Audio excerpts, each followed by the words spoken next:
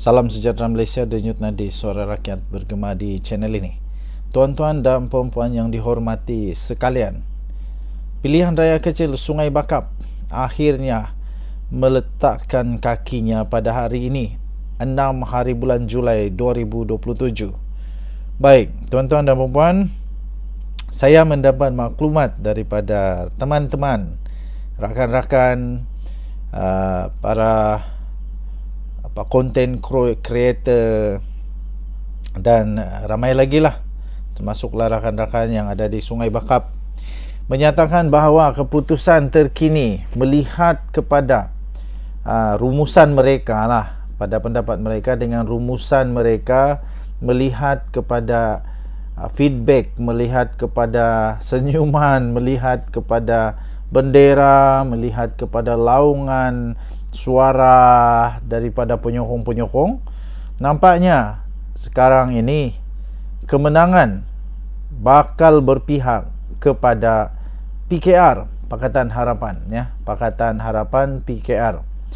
Okey, jadi sekarang masih terlalu awal untuk kita meneka atau membuat kesimpulan 100% PKR menang, tetapi banyak penganalisis politik, termasuklah daripada Institut Darul Ihsan, menyatakan bahawa ya, kemungkinan besar kemungkinan peluang yang paling besar untuk menang adalah pada pihak Kerajaan Perpaduan, PKR dan PHBN. Okey. Jadi kerana itu PAS bakal akan melihat kekalahan mereka di tempat yang mereka sandang, kerana dengar-dengar kata rupanya pengundi di sana selepas PAS yang mendapat tempat di sana, ada juga yang tidak berpuas hati, menyesal dan sebagainya. Tapi itu memanglah mainan-mainan politik, kan, mainan-mainan politik. Walaupun begitu, anda boleh tinggalkan komen anda, apa pendapat anda, siapa bakal akan tumbang pada pilihan raya kecil di Sungai Bakap ini.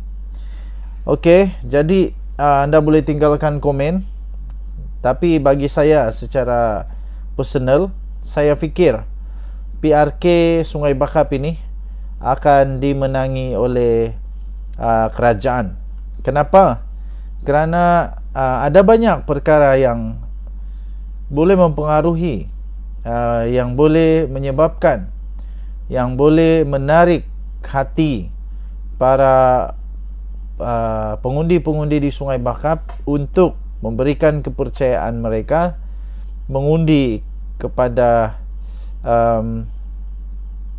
Pakatan Harapan Barisan Nasional ini.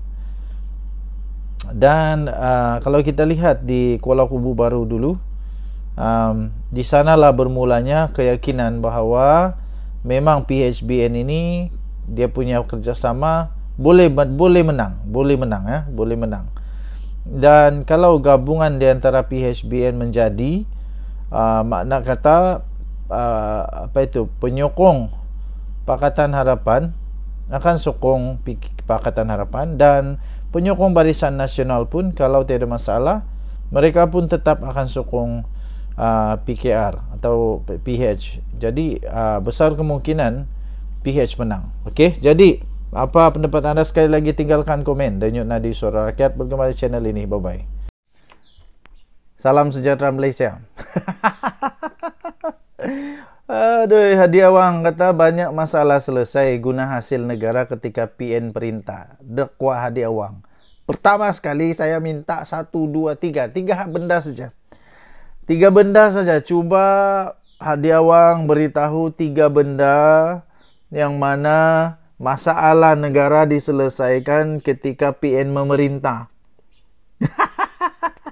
Tapi saya boleh berikan anda sekurang-kurangnya 3 juga. Nah, 3 juga masalah yang berlaku ketika PN memerintah. PAS ada di dalam tu tau. PAS ada di dalam kerajaan.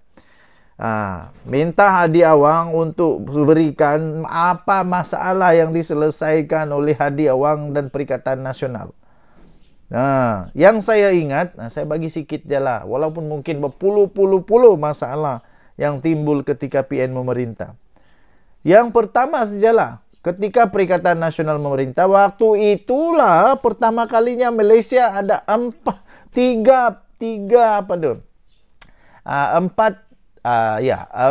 Perdana Menteri dalam masa satu panggal. Ini kerana apa? Kerana mau kuasa, tembuk-tembuk sana, tembuk sini. Waktu itulah Perikatan Nasional memerintah. Waktu itulah politik Malaysia paling hancur. Waktu itulah politik Malaysia paling tak seronok. Sikit-sikit ini, sikit-sikit itu, fitnah sana sini dan macam-macam. Itu nomor satu. Nomor dua, waktu Perikatan Nasional memerintah ini jugalah Malaysia paling teruk ekonomi dia. Kita lupakanlah pasal COVID. Memanglah ada COVID. Tapi orang negara lain pun boleh survive taklah teruk macam begitu kan.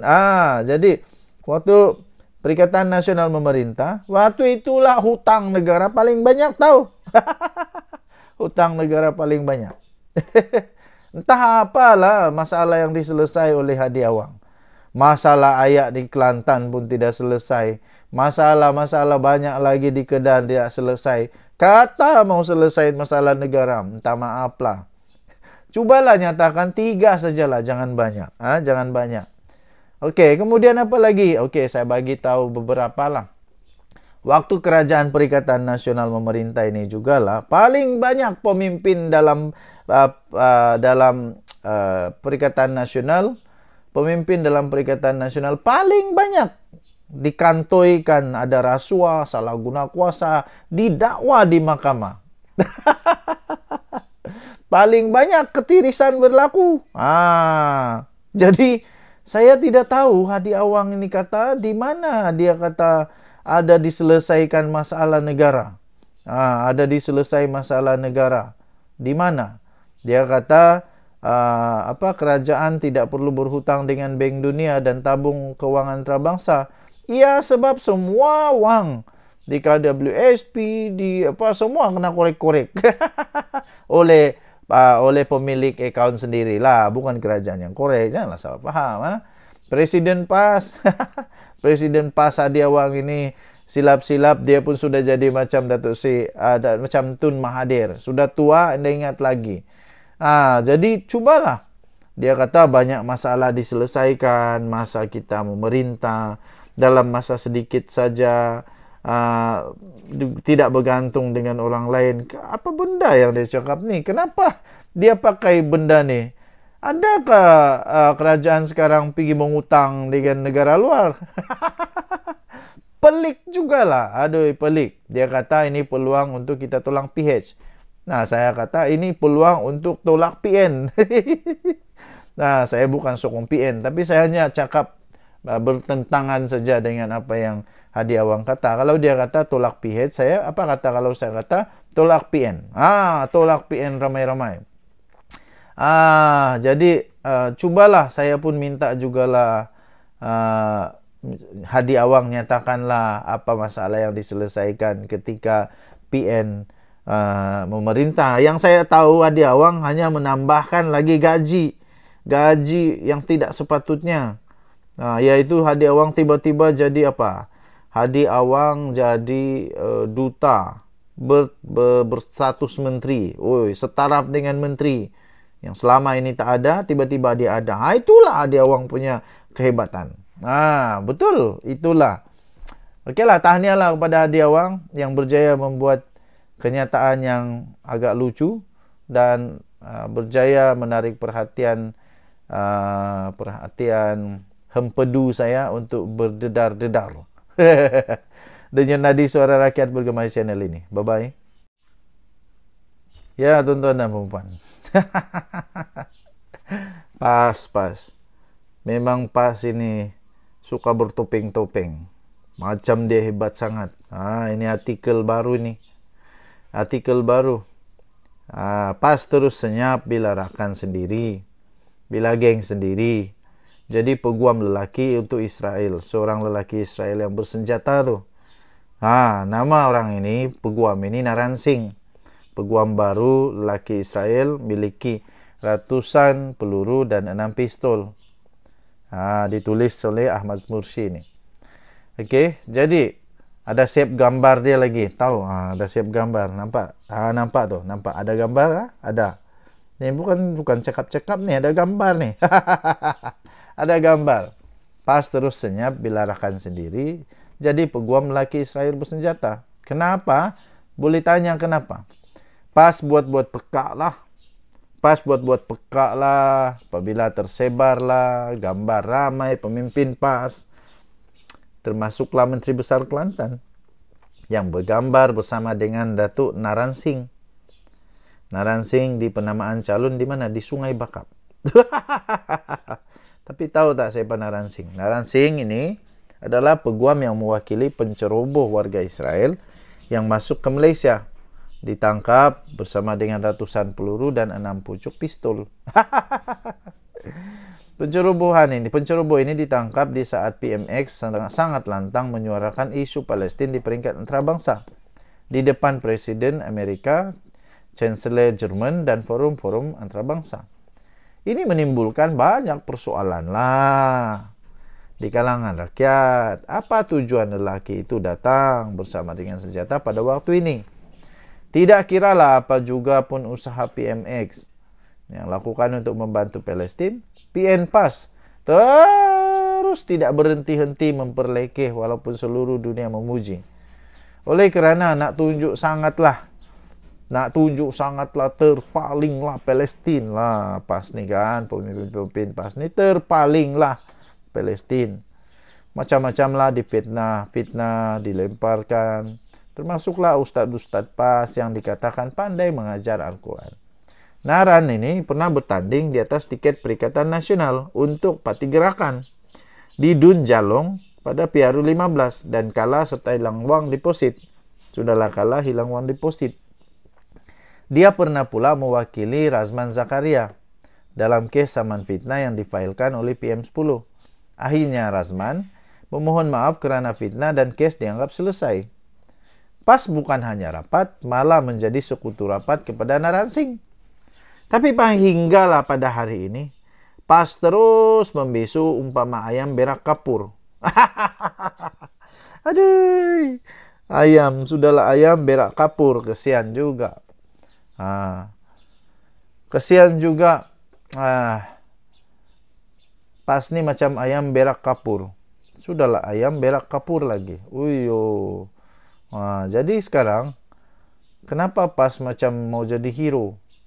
Tak kala rupanya geng mereka sendiri lagi hero. Walaun tit tanyalah PAS punya bos-bos ini. Tanyalah bos-bos ini. Ini gambar dia tau. Ini gambar dia. Tanyalah bos-bos ini. Kenapa sekarang tidak bising pula dengan hal ini? Ini gambar dia. Aduh, nanti ada keluar fatwa lagi. Kita tunggulah. Dengan Nadi Suara Rakyat bergema di channel ini. Bye-bye. Salam sejahtera Malaysia. Apa kata semualah, satu kalilah UMNO semualah keluar dari kerajaan lah. Bukan Noh Omar saja. Apa kata kalau semualah. Ini Noh Omar bila Najib Razak kalah di mahkamah, teruslah pergi masuk bersatu. Kan bagus. Baguslah tu. Bagus.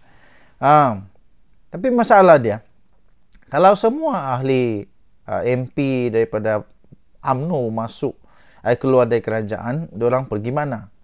Siapa yang mau terima diorang lagi?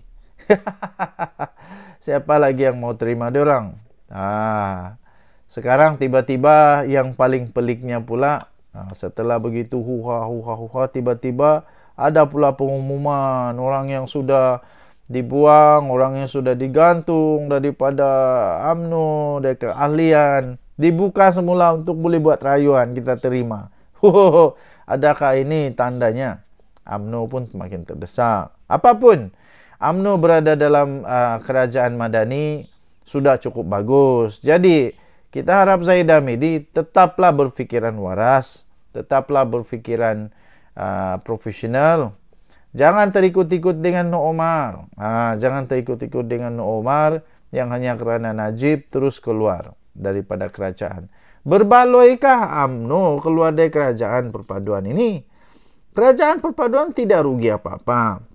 Yang paling-paling rugi, kerajaan perpaduan rugi ialah dia kehilanganlah majoriti 2/3. Itu saja. Tapi untuk dia tumbang, tidak akan tumbang. Yang tumbang UMNO. Ini apa itu siapa lagi? Sekarang semuanya sudah mulai berani bersuara balik tahu. Tok Matasan tiba-tiba seolah-olah tidak lagi sehaluan, mempersoalkan BlackRock dan sebagainya. Kemudian ramai lagi lah yang lain-lain pun kan. Tapi baguslah kalau UMNO keluar. Tapi kalau saya lah jadi UMNO, saya tidak mau keluar lah. Sebab kalau saya keluar, saya dapat apa? Apa yang saya dapat? Paling-paling jadi pembangkang. Lagi pula, sanggupkah Zaidah Habibie untuk berkawan semula dengan Muhyiddin Yassin? Sanggupkah? Sanggupkah dia berkawan dengan Muhyiddin Yassin? Geng keras Mahathir dulu. Geng keras Mahathir dulu yang sangat-sangat berjanji, bertekad, nekad untuk mesti penjarakan Najib Razak. Tapi Mahathir pun tiba-tiba berkawan dengan Muhyiddin. Ini politik caca merba. Semua sanggup jilat ludah, jilat makan balik muntah, hanya untuk mau berkuasa. Lepas tu PAS pun tiba-tiba lah berkawan dengan Mahathir yang dulunya Maha Firaun lah macam-macam. Okey, jadi kalau UMNO keluar daripada kalau UMNO keluar daripada kerajaan, tidak ada apa-apa kerugian pun bagi Datuk Seri Anwar Ibrahim. Ini adalah mungkin kelebihan juga kepada Datuk Seri Anwar Ibrahim, mungkin kelebihan juga kepada Datuk Seri Anwar Ibrahim untuk bersihlah kerajaan ini. Bersihlah kerajaan ini daripada aura-aura mahkamah, aura-aura orang yang bakal kena penjara. Okey, jadi tinggalkan komen anda. Apakah anda rasa kalau UMNO keluar daripada kerajaan ini akan tumbang? Saya fikir tidak. Dengar Nadi Suara Rakyat bergema di channel ini. Bye-bye. Salam sejahtera Malaysia. Berita buruk untuk seluruh penyokong PKR. Berita buruk untuk semua penyokong PH. Berita buruk untuk semua yang sokong keadilan, sokong kebenaran, sokong lawan rasuah, yang sokong melawan ketidakstabilan politik di Malaysia. Berita buruk untuk anda semua. Kerana Rafizi berjaya. Rafizi berjaya memberikan pencerahan yang paling hebat. Kerana paling seronok pula, paling sedih ialah kerana Mahathir dan Muhyiddin berjaya tumpaskan Datuk Seri Anwar Ibrahim dari segi lakonan, dari segi pembuyukan, dari segi topeng-topeng yang tidak berani berterus terang. Ikut lagi kamu jargon banyak-banyak, kan dah kena. Ikut lagi lah jargon banyak-banyak, kan dah kena. Ini Rafizi menyelar tindakan pemimpin penyokong pembangkang yang berterusan membangkitkan polemik isu pelaburan BlackRock. Tapi sebenarnya ini saya mau bagi tahu ya tuan-tuan dan puan-puan. Siapa sebenarnya dalang di sebalik BlackRock? Inilah yang saya kata, PM Anwar kalah. Kalau bab-bab berlakon, bab-bab membuyuk, bab-bab tidak mengaku, bab-bab memfitnah, Datuk Seri Anwar Ibrahim memang sudah sah kalah. Minta maaf ya. Minta maaf, Datuk Seri Anwar Ibrahim kalah dari segi ini. Jadi harap-haraplah Datuk Seri Anwar Ibrahim tetap kalah selama-lamanya dalam hal ini. Cuma yang saya nak beritahu ialah cuma yang PN PAS tak beritahu ialah hubungan mereka, hubungan PAS dan PN dengan BlackRock ini. Nak tahu? Nah, jangan panas. Tonton, saya ada bukti kaitan PN PAS dengan BlackRock. Itu kata Rafizi. Jadi itulah, ikutlah lagi jargon banyak-banyak, kan dah kena. Jadi kemudian dia turut menyertakan sedutan ceramahnya berkaitan dengan BlackRock di kempen PKR. PRK Sungai Bakap tentang kaitan Tun Dr. Mahathir dengan BlackRock. Tapi janganlah kacau Mahathir. Mahathir sudah tua lah. Dia sudah lupa otak dia sudah kena masuk semut. Sudah terlampau tua, sudah nyanyuk, sudah tidak ingat lagi. Macam mana lah? Itulah sebabnya cepat-cepatlah kalau mau saman ke, mau ambil tindakan kepada Mahathir ke, cepat-cepat. Sebelum Mahathir betul-betul jadi nyanyuk, nak tinggal apa-apa lagi. Jadi 2018 November, Mahathir masih ingatkah siapa yang bermesyuarat pelawar daripada BlackRock ke Malaysia ni? Mempelawar pelabur-pelabur dari BlackRock, pelaburan daripada BlackRock ke Malaysia ni. Siapa? November tahun 2018. Nama dia Tun Mahathir. Mahathir Mohamad lah yang membawa mereka. Tak percaya, pergi ke Facebook Mahathir. Keluar gambar dia di London tahun November tahun 2018, yang mana beliau pergi membentangkan potensi pelaburan Malaysia di Malaysia kepada pengurus-pengurus aset dan dana dunia. Salah satunya BlackRock. Ini yang Mahathir lupa. Kadang-kadang aku rasa Mahathir ni sudah cukup bengong lah. Sudah terlalu tua sampai dia ingat apa-apa sudah. Lepas tu, pada masa siapa wang KWSP? Tanya Muhyiddin pula yang ini ya. Ini Anwar Ibrahim Kalla. Pada waktu siapa wang KWSP? Wang anda, wang saya, wang kita semua ya tuan-tuan dan puan-puan. Wang KWSP diberikan kepada BlackRock untuk diuruskan. Tanya Muhyiddin, zaman siapa? Muhyiddin pun mungkin sudah kena jangkit penyakit Tun Mahathir, lupa diri, lupa ingatan. Itu zaman Muhyiddin tahu.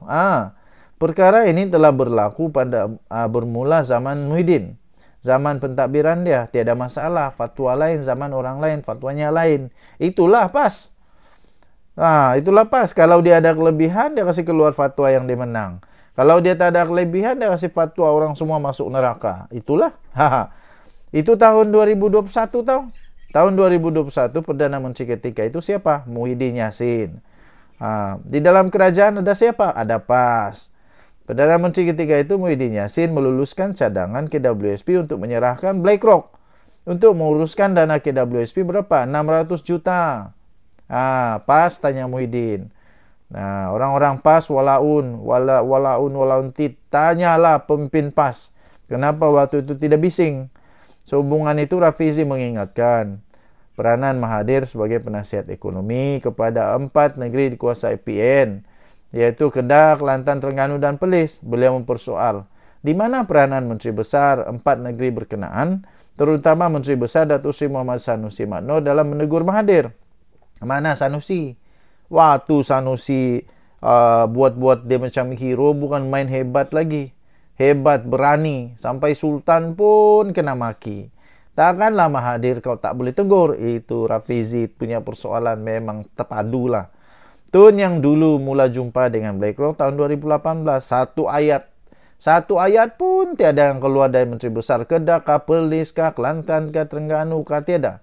Namun sekarang ini, setiap hari di Parlimen, bukan main hebat lagi bakar emosi rakyat. Macamlah kamu itu hebat sangat. Macam hebat sangat. Terlebih Palestin. Tapi tak sedar dulunya entah mana diorang punya suara tentang Palestin. Sekarang dah terlebih Palestin. Pening. Pembangkang dilihat berdesak memainkan isu BlackRock ini untuk membangkitkan kebencian rakyat terhadap kerajaan Madani. Sehingga tergamak pula berhujah di Parlimen hanya berdasarkan pada surat layang. Sekarang padan muka lah. Padan muka sekarang sudah pun disiasat oleh polis manusia ini. Ahli Parlimen Macang. Ahli Parlimen Macang dari PN, Wan Ahmad Faizal, Wan Ahmad Kamal. Dia berkata mendapat surat layang, kononnya mendedahkan dalang di sebalik keputusan penjualan bahagian saham MAHB kepada BlackRock. Dalang dia tu tanyalah Muhyiddin, tanya Mahathir, tanya si Paling hebat tanya siapa tuh nama tuh? Siapa sudah orang tua nih atau guru hadiah uang? Waktu itu kenapa dia diam-diam? Sekarang mana dia? Macam bukan main hebat lagi. Sanusi punya hebat tuh, tapi pun diam-diam juga. Janganlah malu-malu, pergilah tanya. Nah, walaun semua, walaun tit semua tahniah diucapkan. Perdana Menteri Datuk Seri Anwar Ibrahim memang confirm kalah kali ini. Kalah dari segi lakonan, penipuan, pembohongan, pemfitnahan. Jadi harap-harap Perdana Menteri akan terus kalah dalam bab ini. Denyut nadi suara rakyat bergema di channel ini. Jangan lupa tekan butang subscribe, like dan share. Malaysia kita punya. Cintai Malaysiaku, kita jaga kita. Kita jumpa lagi. Selamat berhari Jumaat. Pergi sembahyang Jumaat. Nanti berdosa kalau tidak pergi sembahyang.